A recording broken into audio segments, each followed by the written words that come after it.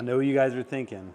One of the most expensive things in this hobby is food for your fish. You buy it, it sits on the counter, you need this type, you need that type.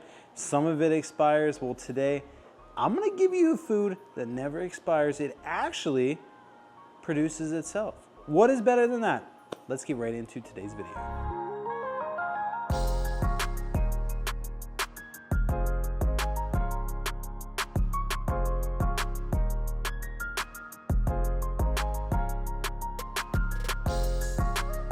What is going on, shrimp keepers? Or should I be saying future Daphnia keepers? Today we are talking about, man, I think this might be a little rotted. It's kind of sagging. We are in our old flipaquatics warehouse. We have moved. We got nice space, well organized. But one thing that is still over here, the last thing that remains, is our Daphnia farm. And I call it a farm just because I just made that up right this very second. But it makes sense. So this is our Daphnia farm. Now we do have some next door. I'll take you and show you that. But these colonies are by far my ideal setup. So first of all, if you guys have never heard of Daphnia, Daphnia is like this little like water flea. They reproduce themselves. They multiply like 10 times like in a week. Like it's like once you get them breeding, they breed. They need no filtration. They need, you know, very little water changes. They are super, super hardy if you have the right setup. So today, I'm gonna walk you through our ideal setup, what I recommend, why you should keep them, what we feed them, and I'm gonna give you all the details for you to be successful. Because if you can cut down on that food budget, one, your wallet's gonna be happy, but let me tell you, your fish are gonna freaking love it. So it's a win-win, everybody wins, fish are happy, you're happy. And hey, Daphnia get a really cool home for a little while. So let's get right into it. So right here you see the island of I almost said rabbit snails, ram's horn snails. So ram's horn snails literally just take over our Daphnia colonies. It was bladder snails, but we sell a ton of bladder snails. So we've used up all those and now there's just ram's horn snails left. And these ones, like,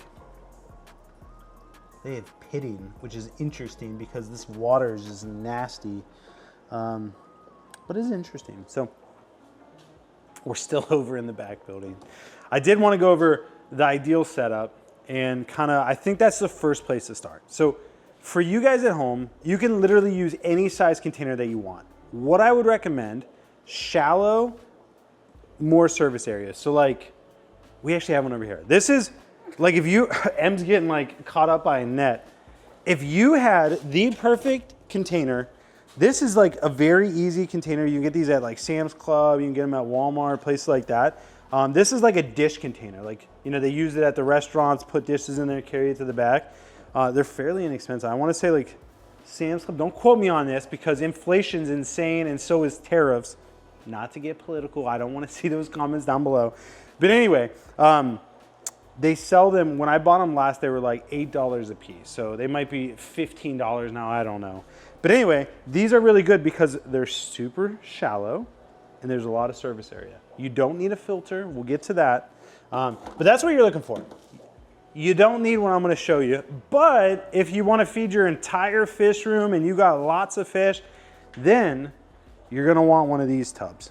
But you don't want just one. The best way to approach Daphnia is have at least 3. So 1, 2, 3. We have 5 because we literally sell like, I don't even know, tens of thousands of Daphnia every single month. So with that being said, the reason that I recommend 3 is because of this. This colony is gonna be booming and then all of a sudden one day there's gonna be like none. They just crash.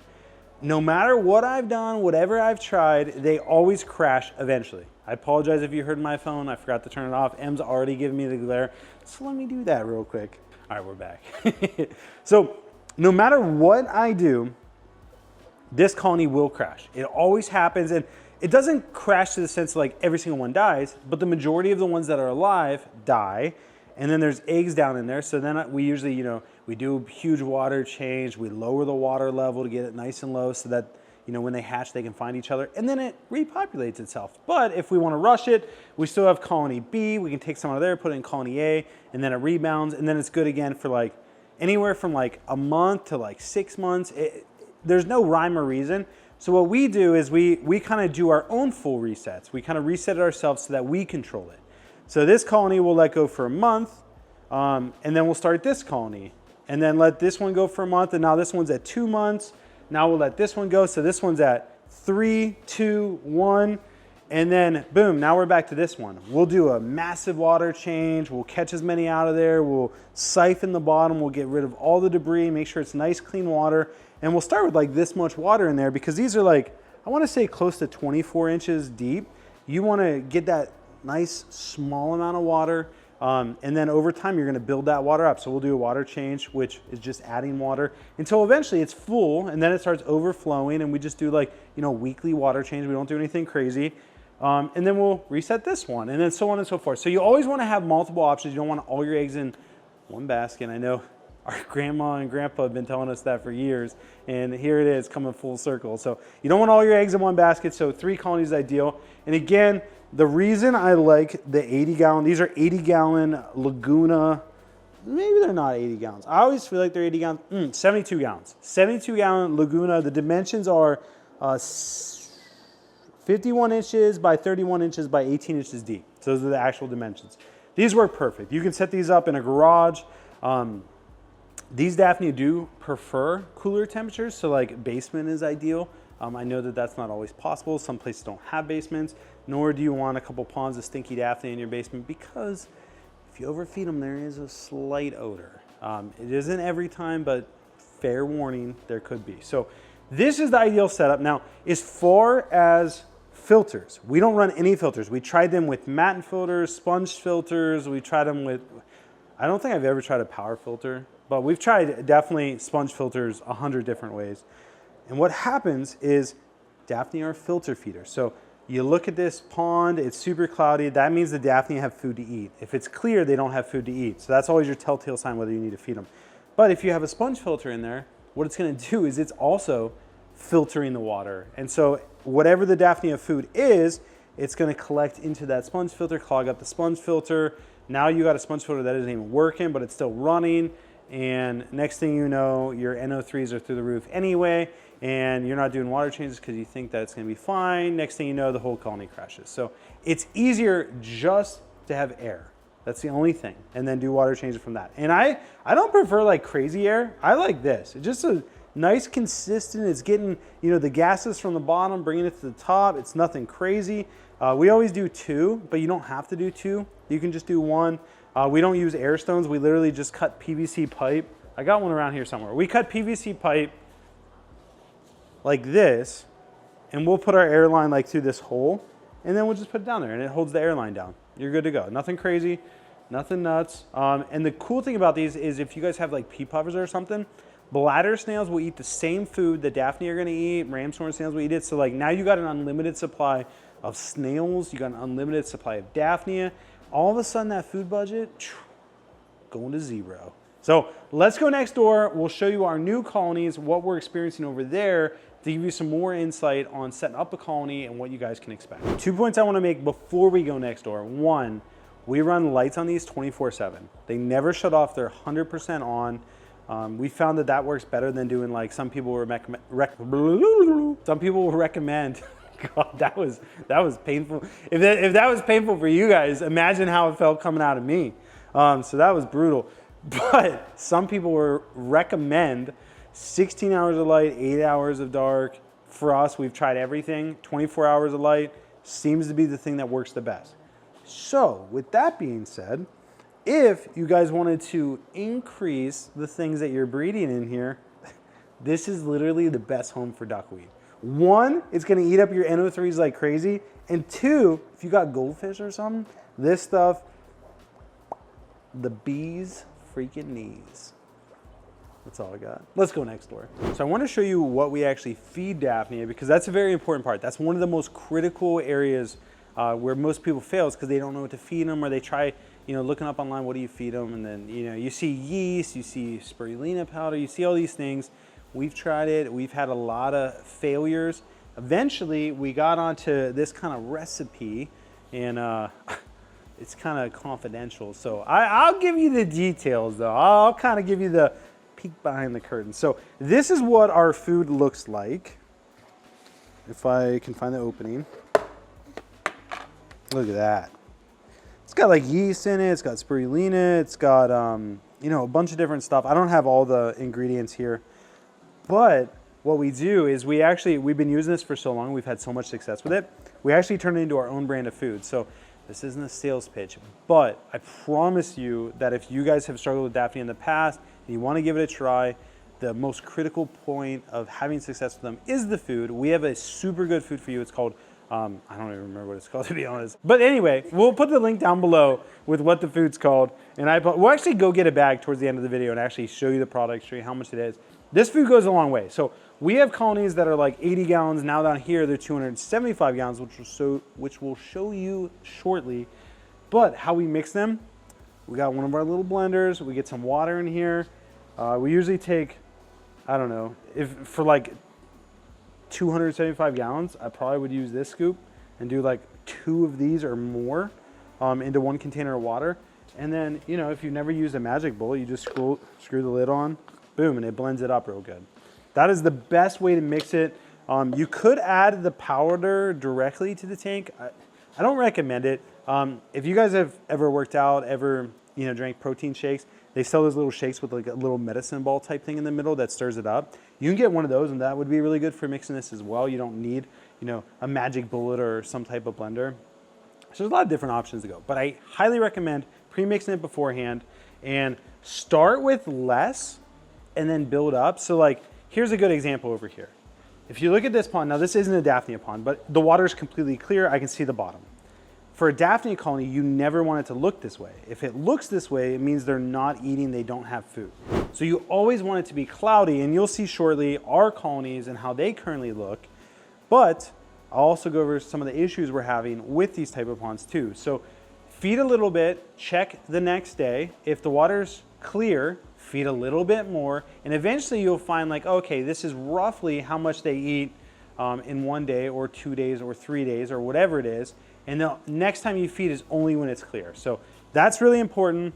And with that being said, I'm gonna close this up and we can go check out our colony. So here is our Daphnia colonies. They're gonna be all on this wall. At least that was the initial plan. Now we may have to rethink it.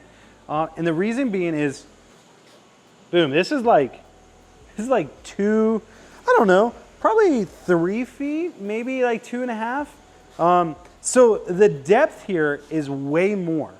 Now the other thing is we don't really have this system set up yet to have lights on 24/7, which is causing them to struggle. So like we're just not seeing the production that we want to see.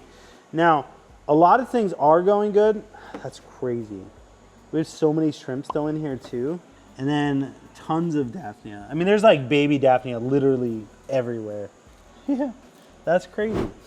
And there's also tons of planaria. So if you guys hate planaria, like literally, like here, this is gonna be like cringeworthy. You ready for this? Just straight planaria. Ah, got it. So anyway, we're having struggles with that because, you know, it's just tough to, get the water level where we want it and really balance these out. But over here, this one's a little bit lower because we didn't fill it up all the way.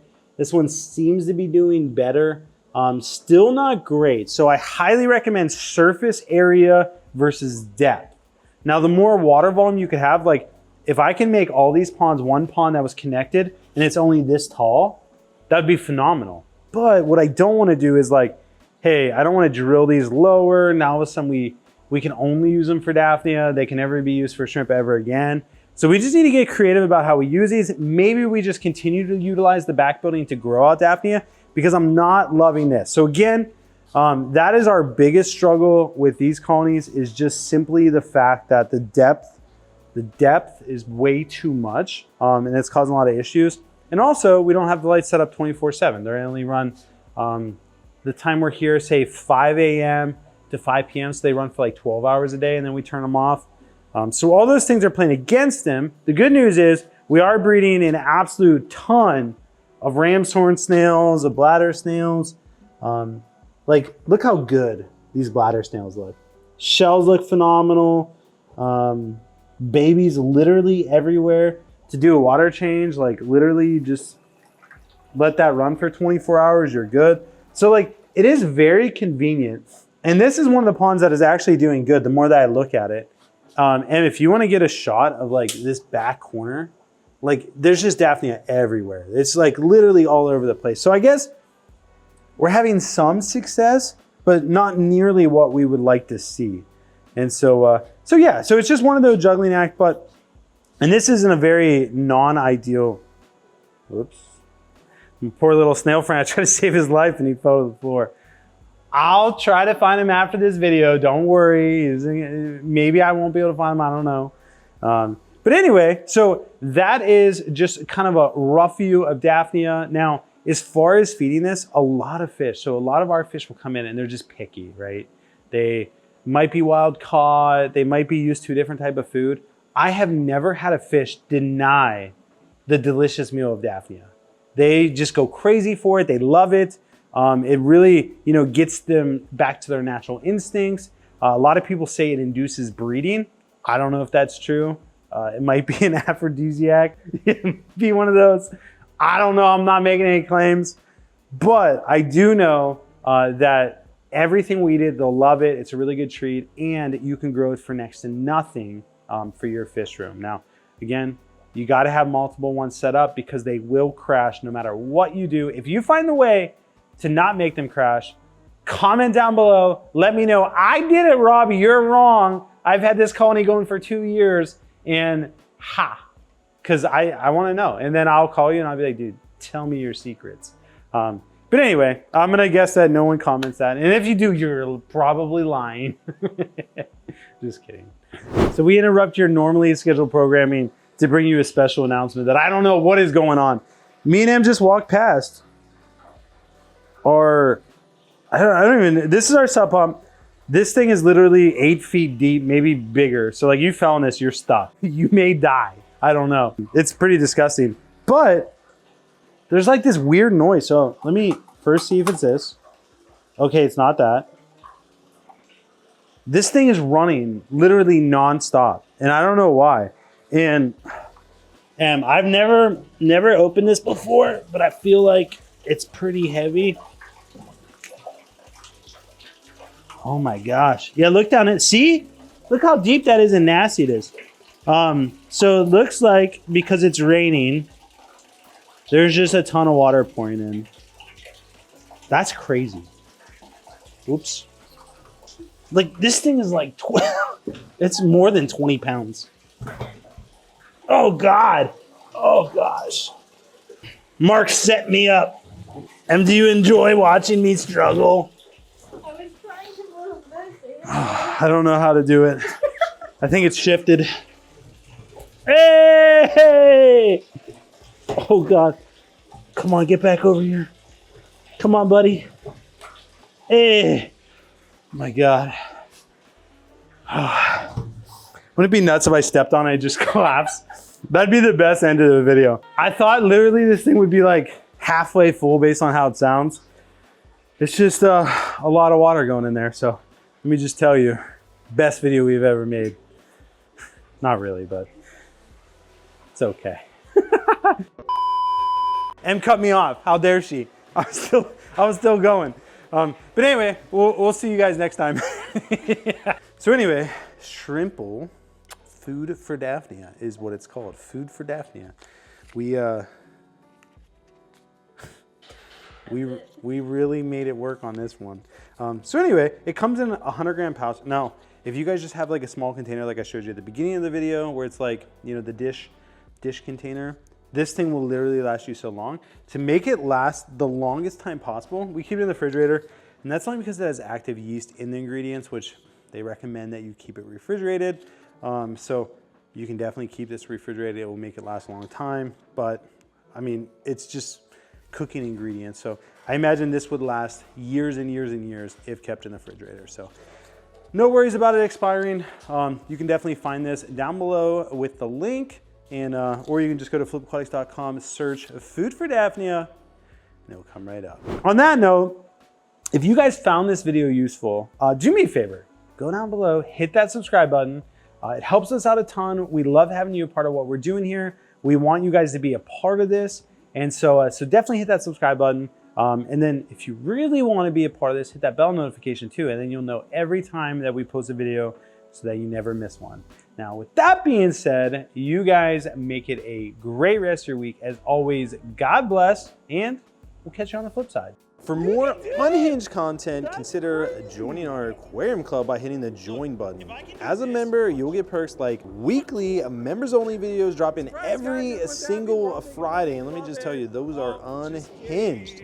Monthly discounts. Every single month, you get 10 to 20% off our website. We have exclusive Discord channels for you all, monthly Aquarium Club meetings, and exclusive in-depth educational content. Like one of my favorite series, Get Equipped with Flip, where we invite experts in the aquarium hobby to come on and teach us about specific topics. Listen guys, what are you waiting for? Hit that join button and become a part of our Flipaquatics family.